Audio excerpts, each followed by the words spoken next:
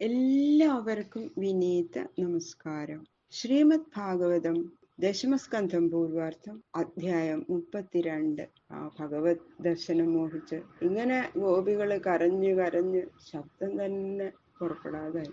ആ സമയം കോടി മന്മഥ ലാവണ്യത്തോടുകൂടി ഭഗവാൻ അവരുടെ മുമ്പില് പ്രത്യക്ഷപ്പെട്ടു. സന്തോഷാധിക്യത്താൽ ഗോപികള് ഭഗവാന്റെ അടുത്ത് നിന്ന് എന്ത് ചെയ്യണം എന്നറിയാണ്ടങ്ങോട്ട് കുഴങ്ങുകയാണ് അവര്.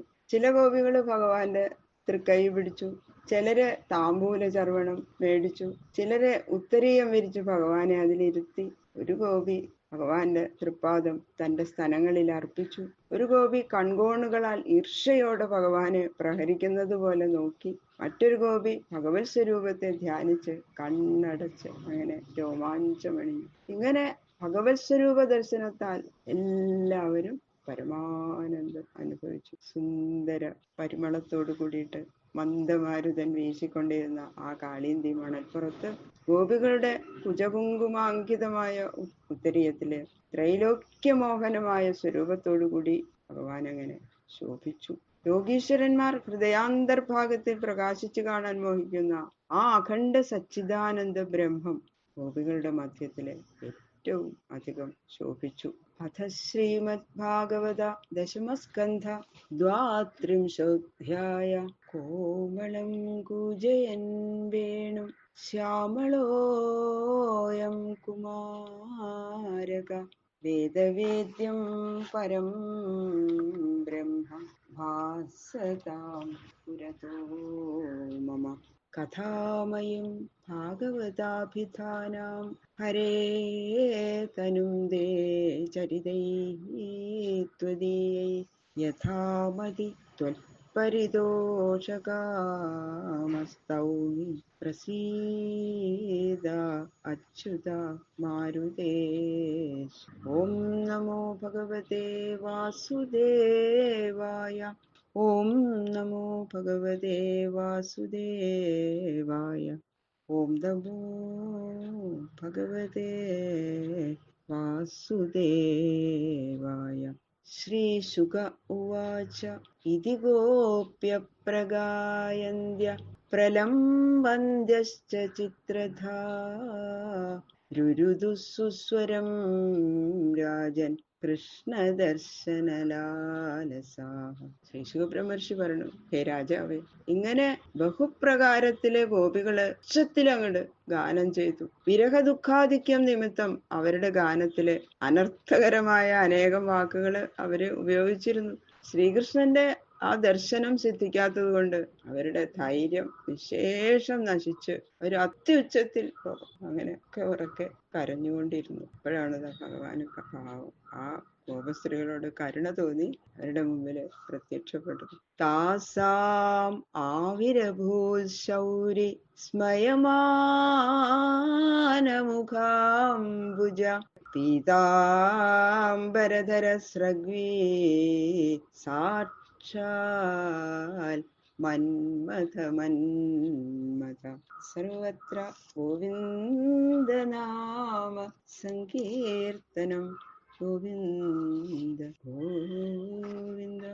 അങ്ങനെ കരയുന്ന ആ ഗോപികളുടെ മധ്യത്തില് സാക്ഷാൽ മന്മഥനും കൂടി മോഹം ജനിപ്പിക്കാൻ തക്ക സൗന്ദര്യമുള്ള സ്വരൂപം ധരിച്ചും മഞ്ഞ പട്ടുടുത്തും മാല ഗളത്തിലണിഞ്ഞും അതിമനോഹരമായ മന്ദഹാസത്താൽ ശോഭിച്ച മുഖാംബുജം പ്രദർശിപ്പിച്ചും കൊണ്ട് ഭഗവാൻ പ്രത്യക്ഷപ്പെട്ടു.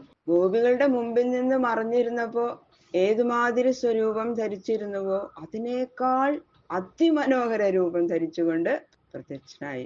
ഈ സമയത്ത് നിങ്ങളെ ഉപേക്ഷിച്ചത് എന്റെ വെറും ഒരു വിനോദമല്ലേ, നിങ്ങളെ ഒന്ന് കളിപ്പിക്കാൻ വേണ്ടിയിട്ടല്ലേ എന്നുള്ളൊരു സൂചിപ്പിക്കുന്ന ഒരു മന്ദഹാസം. നിങ്ങളെ ഇങ്ങനെ വിഷമിപ്പിച്ചതിൽ എനിക്ക് കുറച്ച് ലജ്ജയുണ്ട് എന്നുള്ള ഒരു ഭാവം ഭഗവാനുണ്ടെന്നാ പറയണത്. സർവ്വ ദുഃഖത്തെയും തീർത്ത് ദർശനമാത്രത്താൽ പരമാനന്ദം നൽകുണ്ടെന്ന് രക്ഷപ്പെടുത്താൻ അതിനു വേണ്ടിയിട്ടാണ് മന്മഥ സ്വരൂപ ധാരണം. അത് മാത്രല്ല, ഭഗവത് ദർശനത്താൽ മന്മഥന്റെ മനസ്സിനു തന്നെ മഥനം, ഒരു ചാഞ്ചല്യം സംഭവിച്ചു എന്നാ പറഞ്ഞത്. കാമദേവനും കൂടി. അപ്പൊ കാമദേവന് ഭഗവാനെ ഒന്ന് ഇളക്കാമെന്ന് വിചാരിച്ചിട്ടുണ്ടായിരുന്നു ഒരഹങ്കാരം. ആ അഹങ്കാരം അസ്തമിച്ചു കാമദേവന്റെ. ഇനി ഇവിടെ നിന്നിട്ട് ആവശ്യമില്ല, ഞാൻ തീരെ തോറ്റു എന്നുള്ള ഒരു പരമാർത്ഥബോധം മന്മഥനും ഉണ്ടാകത്തക്ക ലോകോത്തര സൗന്ദര്യ വിഗ്രഹം, സൗന്ദര്യോത്തരതോപി സുന്ദരതരം എന്ന് മേൽപ്പത്തൊരു പറഞ്ഞിട്ടുണ്ടല്ലോ. അങ്ങനെയുള്ള ആ സൗന്ദര്യ വിഗ്രഹം ഭഗവാൻ ധരിച്ചത് കൊണ്ട് ഗോപികളുടെ മനസ്സില് പ്രാകൃത മന്മഥ വികാരത്തിന് സ്ഥാനമില്ല. അതാണ് ഇതുകൊണ്ട് സ്പഷ്ടമാവുന്നത്. തം വിലോക്യാഗതം പ്രേഷ്ഠം പ്രീത്യുൽഫുല്ലദൃശോബലാഃ ഉത്തസ്ഥുർയുഗവൽ സർവാതന്വ പ്രാണമിവാഗതം.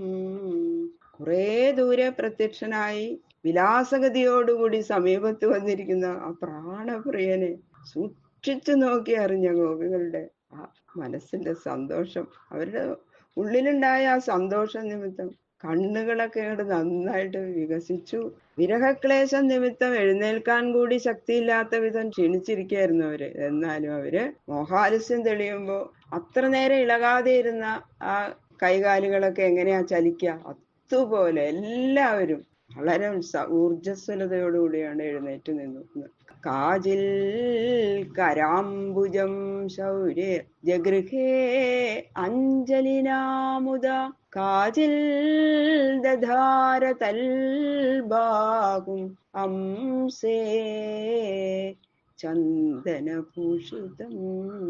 ഈ സംഘത്തിലെ മുഖ്യകളായിരിക്കുന്ന ഗോപികളുടെ കുറെ ഗോപികളുണ്ട്. അവരുടെ ഓരോ പ്രവൃത്തികളെ 5 ശ്ലോകങ്ങൾ കൊണ്ട് വർണ്ണിക്കുകയാണ്. ഇവരിൽ ചന്ദ്രാവലി, ശ്യാമള, ശൈബ്യ, പത്മ, രാധ, ലളിത, വിശാഖ, ഭദ്ര, ഇതാണ് 8 പേര്, അഷ്ടസഖികള്. ഇവര് ചിലര് സരള സ്വഭാവമുള്ളവരാണ്, മറ്റു ചിലര് കുറച്ച് കുസൃതിയൊക്കെ ഉള്ളവരാണ്. ഇങ്ങനെ 2 വകഭേദമുണ്ട്. ഈ 2 വകുപ്പിൽ വെച്ച് കുറച്ച് ഖരസ്വഭാവം, മൃദു സ്വഭാവം, സ്വാധീനകാന്തത്വം, പരാധീനകാന്തത്വം, ഇങ്ങനെയൊക്കെയുള്ള ഭേദങ്ങൾ നിമിത്തം പിന്നെയും 4 വകഭേദങ്ങളുണ്ട് എന്ന് പറയുന്നത്. ഇതിൽ ചന്ദ്രാവലിയുടെ കാര്യമാണ് ആദ്യം പറയുന്നത്. ഈ ചന്ദ്രാവലി ശ്രീകൃഷ്ണനെ കണ്ട ഉടനെ നടന്നു കുഴങ്ങിയിരിക്കുന്ന കാന്തനെ ആശ്വസിപ്പിക്കാൻ എന്ന വ്യാജേന തനിക്ക് ആദ്യം സ്പർശന സുഖം അനുഭവിക്കണം എന്നുള്ള വിചാരത്തോടു കൂടി ശ്രീകൃഷ്ണന്റെ വലത്തെ കൈയിനെ തന്റെ 2 കൈകൾ കൊണ്ട് പരമ സന്തോഷത്തോടെയാണ് പിടിച്ചു. രാധയ്ക്കും മാത്രമല്ല ശ്രീകൃഷ്ണനെ സ്പർശിക്കാൻ ഭാഗ്യമുള്ളൂ, തനിക്കുണ്ട് എന്നുള്ള സ്പർദ്ധ ഉള്ളിൽ വെച്ചുകൊണ്ട് ആ കൃഷ്ണന്റെ കരസ്പർശം ചെയ്തു. മറ്റൊരുത്തി ചന്ദനം ധരിച്ച് അലങ്കരിച്ചുന്ന ശ്രീകൃഷ്ണന്റെ ഇടത്തെ കൈ പിടിച്ചു വലിച്ച് തന്റെ തോളിൽ വെച്ചു. അവള് രാധയുടെ സുഹൃത്തായിട്ടുള്ള ശ്യാമള എന്ന സ്ത്രീ, ഗോപസ്ത്രീ.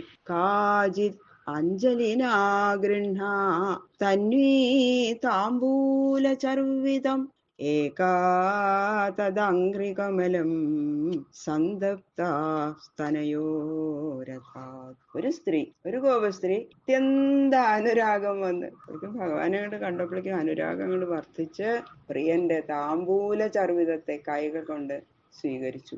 ഭഗവാൻ ഇങ്ങനെ താംബൂല ചർവണം ചെയ്തുകൊണ്ടിരിക്കുകയായിരുന്നു. അത് കയ്യിൽ കൊണ്ട് മേടിച്ച് കഴിച്ചു. വിരഹ ദുഃഖത്താൽ പരിതപിച്ചിരിക്കുന്ന മറ്റൊരുത്തി ആ താപശാന്തി ഉദ്ദേശിച്ച് ഭഗവാന്റെ ആ ശീതള സ്പർശമുള്ള പാദകമലത്തെ തന്റെ കുജതടങ്ങളിൽ കൈകൊണ്ടെടുത്തു വെച്ച് ധരിച്ചു. ഇങ്ങനെ ഗോപസ്ത്രീകൾ പലതരത്തില് ഭഗവാനോടുള്ള ആ പ്രണയം പ്രകടിപ്പിക്കണം. ബാക്കിയുള്ള ശ്ലോകങ്ങള് നാളെ നോക്കാം.